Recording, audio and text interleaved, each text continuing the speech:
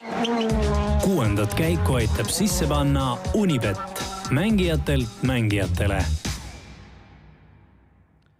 Tere kallid rallisõbrad, kes on juba ärganud või pole veel magama läinudki.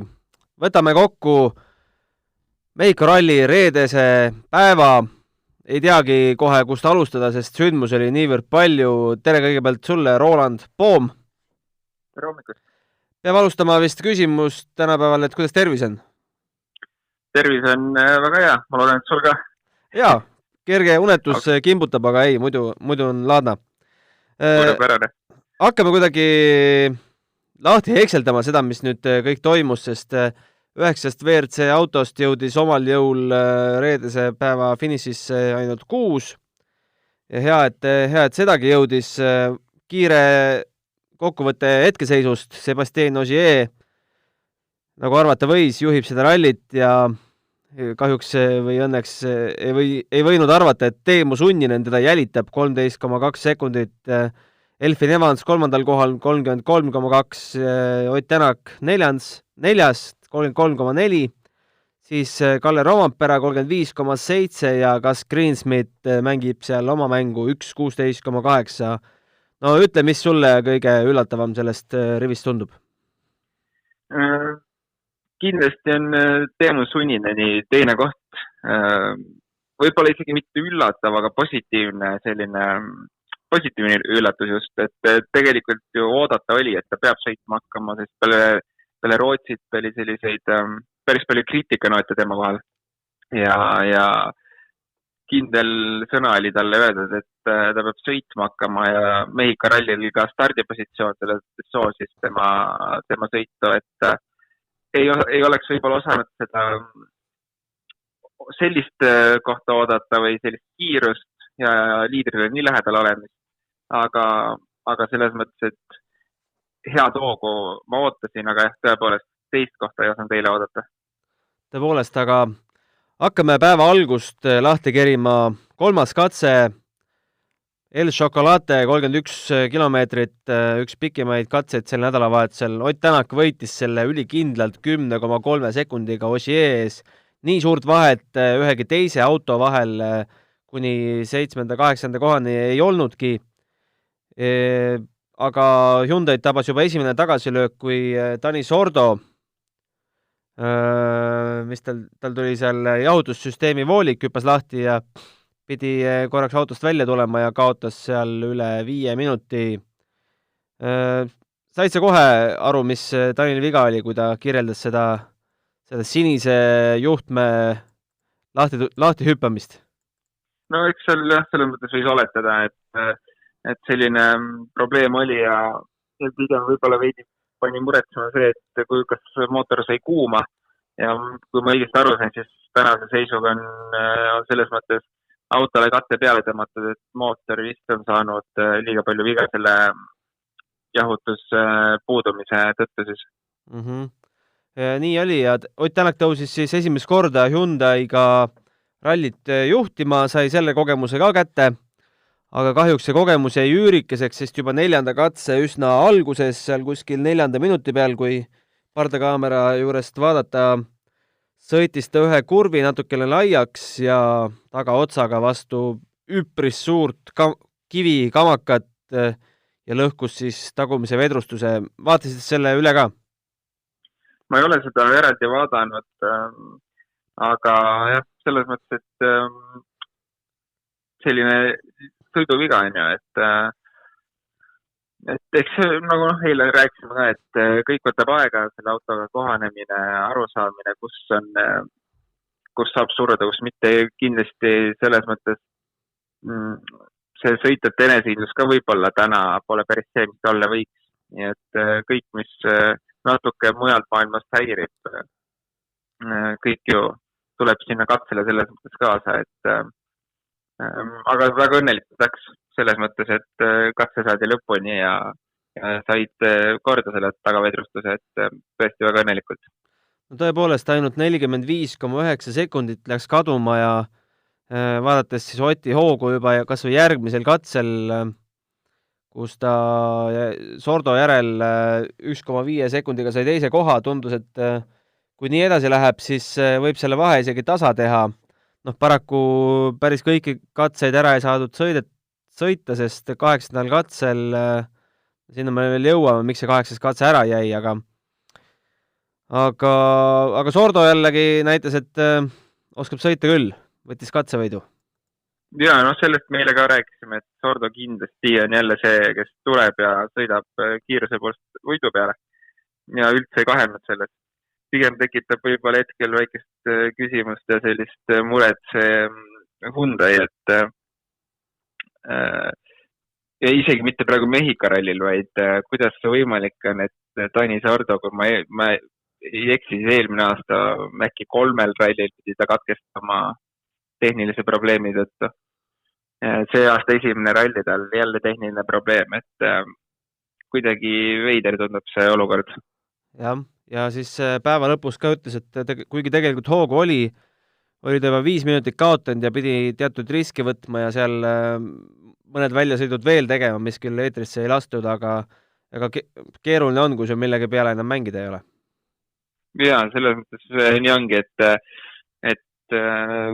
kõige keerulisem on sõita samamoodi minu jaoks, et kui ei ole millegi peale võideda ja lihtsalt tuled seal omas tempos, samamoodi tahad ikkagi veel näidata, aga jällegi vaatad, mis need plussid-miinused on, kas on mõtet autot ära vehkuda, sõidu midagi sisse lasta, et selles mõttes see on keeruline koht, jah, kui pole midagi püüda ja sõidad rallit edasi.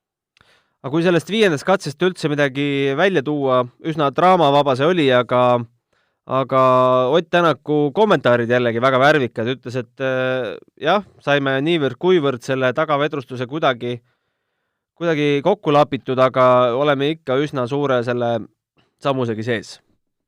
Said sa aru, selgita palun seda tagavedrustuse süsteemi natukene, sa võib-olla tunned seda hingeelu paremini, et mingi väline osa, mille saab ära parandada või sisemine osa, mille saab ära parandada, välimine osa, mida ei saa? Jah, seal on tegelikult selle vedrustuse poolest nii palju võimalusi, mis seal nagu juhtuda sai, et kas ta on, et kust osast ta vigastada sai, kas ta sai ratta poolt või silla poolt või ülevalt kere poolt, et pigem kahtlustakse, et sealt kuskilt alt poolt sai see vigastus või see, et ta nii-öelda lahti läks. Väga keeruline on oletada, kus ta läks, ei ole näinud pilti, videot, et aga selles mõttes positiivne on see, et selliseid asju on kindlasti harjutatud palju, et sellist rattaga välja vajumist ju rallist tuleb ette tihti peale ja vedrustus selles mõttes on esimene koht, mis kohe puruneb sellise vea tagajärjel, nii et seda on kindlasti harjutatud, sellega on tegeletud, et kohe sõitjad teaksid, mida tuleb teha selles olukorras. Just, ja enne lõunapausi sõideti veel üks 2,7 kilomeetrine publikukatse, mille Neville võitis, aga Tänak kaotas seal üpris palju aega selle 2 kilomeetri peale, 7,8 sekundit ja Sordo üldse 10,8, et need läksid ikkagi nende vigade nahka mõlemal Hyundai'l. Jah, nii on, et linnakatseid on palju, linnakatsetel võib palju ka juhtuda, et tegelikult ju tihtipeal nii ongi, et linnakatsed on kohad, kus juhtuvad kõige need kurvemad asjad, et kus võivad ralli pooleli jääda ja et oleme näinud küll siin lähiminevikust seda. Tuleme edasi, mis juhtus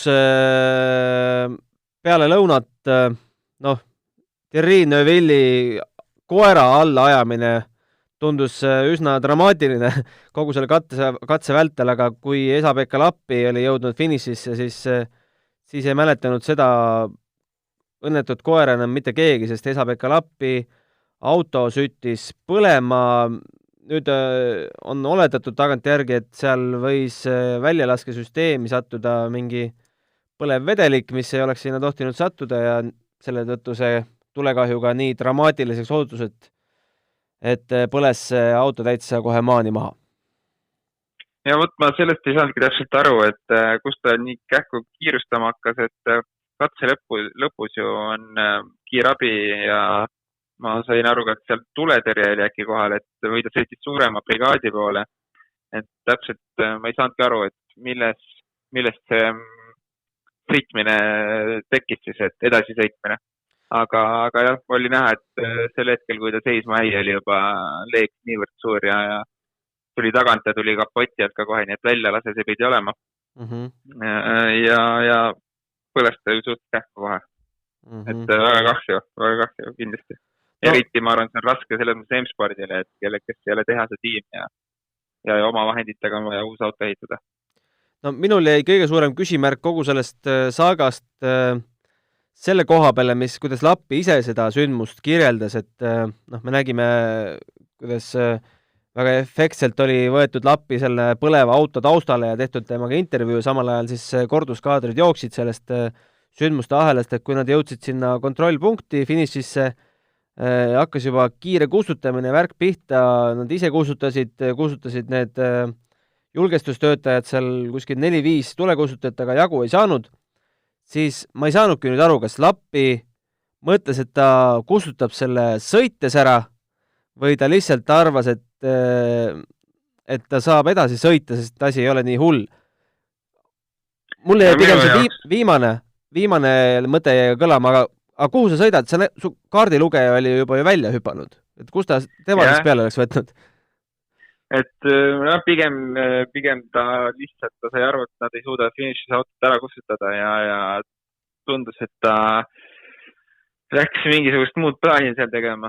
Mis plaan see oli, seda ei oska öelda, et ma ei ole kursis, kas seal eest oli siis kuskil lisa tuletõrjebrigaadi ostas või ei. Ma pigem tundub kahtlane, sest muidu oleks juba info liikunud väga kiiresti, ma oletan, et brigaadid liikuda vastu või mida iganes, et päris veider tundus see käitumine, et ma isegi ei saanud seal koha peal aru.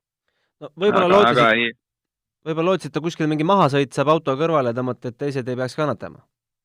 Jah, see oligi ka kõige loogilisem lahendus, et saada lihtsalt sealt inimest, et ilmselt finišis on palju inimesi ja palju autosid, et saada veidi sealt eemale, kui ta sai aru, et seda autot ei kustuta enam ära, lihtsalt siis eemale ära sõita.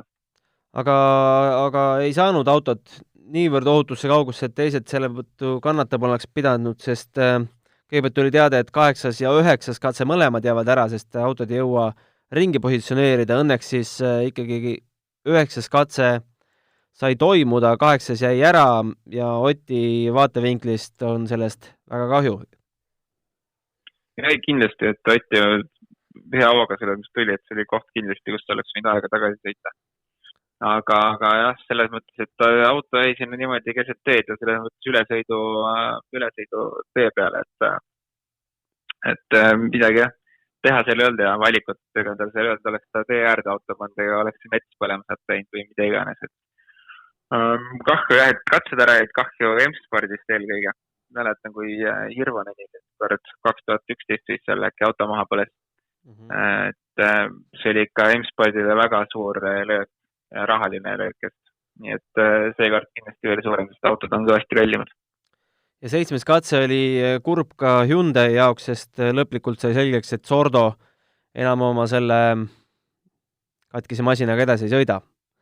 Sai vist jahutussüsteemi viga seal lõpuks saatuslikuks? Jah, tundus küll, et ja lõpuks on ka vist automootor, nagu ma juba ütlesin, kannatada saanud, et selline väike viga, aga jah, võib selles mõttes päris karmilt kätte maksta, et lugesin ka Taamo ütles, et sellist viga ilmselgelt ei tohiks professionaalsel tehase tiimil olla. Aga no näed, päris palju neid probleeme kuidagi Hyundai'l seeralli. Jah, Adamo sõnavõttude juurde veel õige pea jõuame. 9. katse, Ott Tänak jälle hoog sees, 13 kilomeetri peale 3,2 sekundit võitu Kalle Rovanperalt ja 4,6 sekundit võitu Elfin Evansilt, millega ta siis puhta sõiduga möötus nendest meestest, aga Terri Neuvel, kes lõunapausil rääkis, et jah, Hyundai jaoks üsna must päev, aga meil on veel kõik hästi. Kahjuks või õnneks tema jaoks ka enam kõik hästi ei olnud, sest tuli temalgi 9. katsel auto tee äärde jätta. Said sa aru, mis Thierry siis tee kõrvale jättis? Tegelikult väga ei saanud, et ma otsisin küll informatsiooni, väga selle kohta ei liikunud. Võt jah, me jään vastuse võlgu, et mis taga lõpuks juhtus, ei tea, aga eks seal selliseid 2 põhivarianti on, kas on jälle mootoriga või mõni elektriprobleem, et väga palju rohkemat seal ei saa olla. Aga selline sündmuste ahel tähendas seda, et Tänak tõusis hoobilt 7. kohalt 3. Sellise hüppe tegi ja hoidis kinni poodiumi kohast, 32 sekundit Ogier tema ees. Ja sellega sai ka selgeks, et mis koha pealt Ott täna õhtul Eesti aja järgi stardib, see on 5. koht. Stardiriivi avab meil superrallisüsteemis rajale tulev Thierry Neuville, tema järel Gus Greensmith, siis Kalle Roompere, siis Elfyn Evans ja siis ongi juba Ott, Teemu, Sébastien Ogier. On see hea koht? Ma arvan küll, et selles mõttes ka eile oli hea stardikoht, tänaseks on okei stardikoht, et kõik eeldused on olemas, selle taha ei tohiks midagi jääda. Küsimus on jah, mida teevad konkurendid, selles mõttes, et ka tegelikult Evans on olnud väga positiivne minu meelest, et 3. kohal püsida esimesena startides, ma arvan, et see on selline, võib-olla ka natuke isegi rohkem kui ootasin pigem sellist top 5, top 6.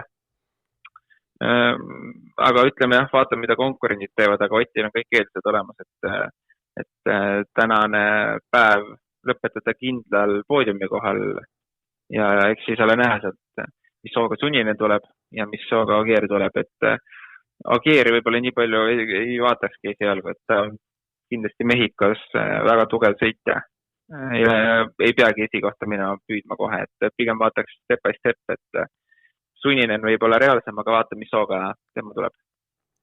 Just. Päeva 3 viimast publikukatset ka, mis päris Eesti aja järgi hommikusse venisid.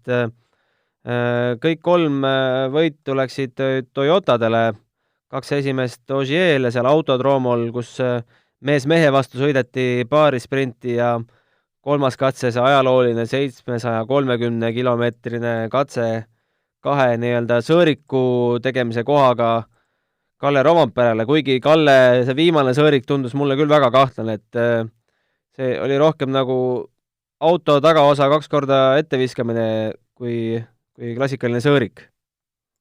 Jah, et selles mõttes tundub lihtne, et seda linnakatset seal läbi sõita, aga eks seal on ka erinevaid faktorid jälle palju, et see auto peab seal väga ühtlase libisemisega neid sõõrikuid läbi tegema, et ajalist kaotust ei tuleks ja võimalikult nii-öelda kõige lühema distantsiga siis sealt ringisest, et ei laseks pikaks neid, aga see ei ole selles mõttes väga lihtne tihti peale, et autol on jube palju jõudu ja kui seal natukene doseerida gaasi liiga palju, siis seda kaotus on juba läinud, et linnakatsed ütleme, eks need sellised show-katsed on Mehhikos muidugi, neid on nii palju, et seal igast katsest tuleb võtta maksimum, aga ei ole hullu, juhtub ikka.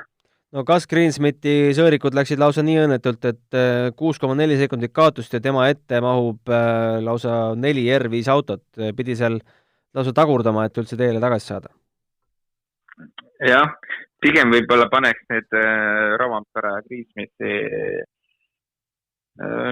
sellised, ma ei tea, kas äpardused või probleemid linnakatsed selle vähese kogemuse taha, et eks veeritse autoga tuleb õppida sõita nagu iga teise autoga ja võtab aega veidi. Ja linnakatsed ju kui selliseid ei olegi kalendris olnud siiamaani põhimõtteliselt. Nii et lihtsalt eks selles mõttes kogemus tuleb ja küll õpivad. Jah, 10.–11. katse selle autodroomil, seal on vahed nii väiksed, et sellest vast ei hakka rääkimagi. Aga räägiks võib-olla natukene Andrea Adamost, kelle intervjuu oli küll üsna mitmemõtteline. Ta küll väga palju ei avaldanud pärast seda, kui Thierry oli ka raja äärde jäänud, aga mulle tundus, et natukene nahutas Oti kallal selle hommikuse väljasõidu pärast, et kui seda poleks olnud, oleks praegu elu lill. No kindlasti jah, et ega ta selles mõttes ju ei eelista seal kedagi sõitjatest ja ta ütleb iga sõitja kohta oma arvamuse välja, nagu me oleme varem näinud. Ja samamoodi loomulikult see Oti probleem või viga, mis see oli puhas sõiduviga. Nii et ma arvan, et Adamol kõik õigused olemas natuke nahutada seal, et võtke kokku nüüd. Samal ajal saab ka Otti kiita, et ta selle autoga suutis kuidagi katse finišisse enam-vähem soliidse ajakaotusega jõuda ja selle ise omal käel ära parandada, et üldse konkurentsi püsida. Just, et enam tähtsam jah, et ta sai selle auto korda. Jah, praegult vaadates tulemuse tabelit, siis ei ole olukord üldse halb, on ju. Et sel hetkel kindlasti nägi see olukord veits halvem välja. Aga ei, selles mõttes, nagu ma ütlesin ka juba, et väga hästi, et nad selle auto korda said, et nad selle autoga lõpuni tulid ja selles mõttes pikk ralli on veel ees. Loodame, et kõik katsed toimuvad ja saavad sõita. Selge, kuulame siin ühe reklaami vahele, puhkame korra suud. Unibet TV-s saab tasuta vaadata aastas enam kui 50 000 mängu otseülekannet, seda ka mobiilis ja tahvelarvutis. Unibet, mängijatelt mängijatele. Nii, tagasi eetris ja nüüd on meil, kallid kuulajad, teil selline lugu jutustada, et esimest korda sel aastal 6. käigu saates mängime lugeja mängu. Selleks ei tule teha teil muud, kui ennustada punktikatse esikolmikut ja jätta see oma nime all meie Delfi Spordi Facebooki selle artikli alla, kus me selle sama tänase podcasti ja ka homme hommikuse podcasti avaldame ja paneme sellise tärmini ka, et kui pühapäevased katsed algavad, siis selleks hetkeks pärast seda hetke enam ennustusi vastu ei võta, sest kui pühapäeval keegi eest ära langeb, siis saate liiga suure eelise seal punktikatse ennustamiseks, aga mängime meie ka natukene, Roland, omavahel. Mis sa tänase päeva põhjal ennustad esikolmikuks 24. kiiruskatseks? Eks seal tuleb selliseid vanaid häid pakkumisi panna, nagu ikka alati on, et aga ma panustaksin võib-olla Ogieri esikohale punktikatsel. Põhjus lihtne, et tema on, ta on selles mõttes väga selgelt välja öelnud, et tema ainus eesmärk on võit. Oti paneks teiseks ja paneksin 3. Evansi. Okay. Et selles mõttes mitte midagi erilist, natukene võib-olla midagi teistpidi ainult. Okei. Mina isiklikult paneksin Ogieri 3., sest ma arvan, et tal on põhjust natukene tagasi hoida seal viimasel katsel, et mitte päris riski peale minna, et võitu kindlustada. Ma paneks esimeseks hoopis Kalle, kes alati sellistel hetkedel autost viimase välja võtab, ja Oti teiseks. Kalle, Ott, Ogier on minu järjestus ja vaatame, teeme see omavahelise võistluse ka. Aga tuleme nüüd tänase päeva juurde. Meid ootab jälle 133,7 kilomeetreid katseid, kui siin just midagi ei juhtu ja kedagi vahelt ära ei võeta. Nende katsete kohta oskad midagi öelda? 24 kilomeetrit pikk, 16 ja 21. Teisel päeval need katsed kipuvad siin Mehhikos vahelduma? Ja, eks seal vaheldumist on sellist laia kiiret osa ja tegelikult on ka sellist kitsast ja aeglast osa, nagu ma mainisin ka eile, et Mehhiko ralli eelmise aasta keskmine kiirus jäi sinna veidi üle 80, et tegelikult ei ole ju väga kiire ralli. Kui eile nägime pigem sellist kiiremat Mehhikot võib-olla, et siis kindlasti on ka selliseid aeglasemaid katseid olemas Mehhikol ja selline vahelduda saab olema kindlasti. No tänane teepuhastaja on Neville, tema järgi Greensmith, Rovampera. Palju see võib täna hakata mõjutama kogu seda järjestust? No, eks ta hakkab.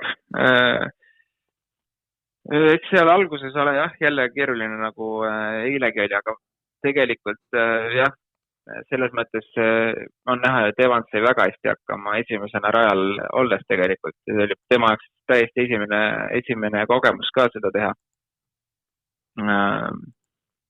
Peab minema nüüd päris ees ka Rovampera, et kellel pole Mehhikost väga palju kogemust ja pole ka võib-olla nii eest startimisega kogemust, et seal esimestel saab kindlasti olema täna raske, samamoodi Greensmith ja kes meil seal ees on veel, et võib-olla veidi kahju selles mõttes, et teise ringi katsed võiksid tulla jah, selles mõttes põnevamad ka esimestele startijatele, et ma ikkagi tahaks neid noori poisse näha korralikult sõitmas ja Kassilt tahaks ka midagi mõnda head katset näha, aga kui jah, peab startima selles mõttes täitsa eest, et sealt vast ei tule midagi kohe, aga äkki teise ringi katset on nii, et mina omalt poolt ikkagi jah, tahaks näha noortelt poistelt mingit huvitavat sellist kiirust mingil põhjusel, ma ei tea miks. Selles mõttes, et vanadelt tegijad, et me teame juba kõike, mis sealt tulla võib enne. Mis sa arvad, kas 33,4 sekundit on reaalne Otil Ožeega tagasi sõita 2 päevaga? No selles mõttes kindlasti on ju, kui me nägime, et ühel katsel juba oli see 10-sekundiline vahe võimalik sõita. Et me ei saa alahinnata selles mõttes kedagi, aga ma arvan, et ükski vahe ei ole täna võimatu tagasi sõita. Ralli on alles poole peal selles mõttes, et palju on minna. Kuivõrd reaalne see nagu võiks olla, ma ei oska öelda täna. Ma arvan, et seda ei saaks selliseks suureks eesmärgiks võtta. Ja nagu ma ütlesin, et step by step sunninen võiks olla esimene eesmärk. Hetkel siis kõigepealt tuleks alla neelata Elfyn Evans, kellel ta kaotab 0,2 sekundiga. No see vast teostub ja Evans siis omakorda 20 sekundi kaugusel on sunninen. Aga Ott peab siis tegelema ka Kalle selja taga hoidmisega 2,3 sekundit see vahe, et poodiumi heitlus 3. kohale kindlasti tuleb väga äge. Ja muidugi, ja seda on ju ainult tore näha, et ralli, mida sõidetakse, selles mõttes võib olla kaheti emotsioonidega praegu, et kas seda rallit üldse peaks sõitma või mitte, et vähemalt sellist põnevat võitlust näeme ja selles mõttes unustame selle põneva ralli kõrval need muud asjad ära korraks, et ma arvan, et saab väga põnev päev olema. Aga vaatame kiiresti ajatabelile ka otsa 16.58, esimene katse algab, kui kuidagi teisiti ei sätestata 18.01, 19.08, siis väike paus ja uuesti 22.56 ja siis paneme juba järjest 3 publikukatset sinna lõppu ja päev lõpeb siis 3.26 algava linnakatsega, mis on 2 korda pikem kui, isegi natuke rohkem kui täna öine 1,62, aga seal samas Leoni vanalinna tänavatel see kuskil sõidetakse. No mis sa ennustad? Milline katse saab olema tänane murdepunkt? Kas pikim või siis nagu eilne päev näitas siis midagi sealt lühematest? Niimoodi on suht keeruline ennustada. Tavaliselt tehakse seda strateegiat võib-olla niimoodi, et eks võistlejad ja sõitjad teevad ikka omavahel, kes kui hea ärkaja näiteks on et hommik on alati see koht, kus on hea rünnata, kui tunned ennast kindlalt, sest tihtipeale hommikul ikka esimesel katsel osad sõitjad on veel selles mõttes mitte võib-olla parimas vormis, et nii-öelda pooled ärkamas. Ma arvan, et esimesel katsel võib mõni üllatus juba tulla, aga eks vaatame päeva peale niimoodi konkreetsemalt ei oska ette aimata, aga jah, tihtipeale on ka see lugu, et pikad katsed kuidagi sõidetakse päris ühte auku, et lühematel tehakse vahesid. Just, 24,9 siis tänane pikim, sellele tuleb järgi 16,9, siis 21,7. No võrreldes eilsega on natukene võib-olla isegi pilt parem, sest 2 sükest pool pikka katset ja 1 lühem. Eile oli 1 pikk ja 2 lühemat. Ja, täna on selles mõttes põnevam kindlasti, et natukene rohkem jah, on tõepoolest. Ja eks me siis vaatame, loodame, et seal liiga palju selliseid häirivad faktorid meie meeste jaoks ei ole, et suuri kivisid tee ääres ja saavad selles mõttes sõita ilma muretsemiseta, et vast seal tiimi garaaži all või boksis liiga palju sõnu peale ei loetud. Aga olgu, täname hetkel kuulamast, kui kellelgi tekib küsimusi, siis saatke need meile aadressil 6kaik@delfi.ee ja küllap me nendele ka öö jooksul vastuse välja mõtleme ja homme kell 10 oleme jälle eetris ja homme pärast viimast katset samuti, kui kõik on selge. Aitäh sulle, Roland, praegu. Mine õue, naudi talveilma. Absoluutselt, tänud sulle. Aitäh. Vaheta käike vastutustundlikult. Saate tõi sinuni Unibet, mängijatelt mängijatele.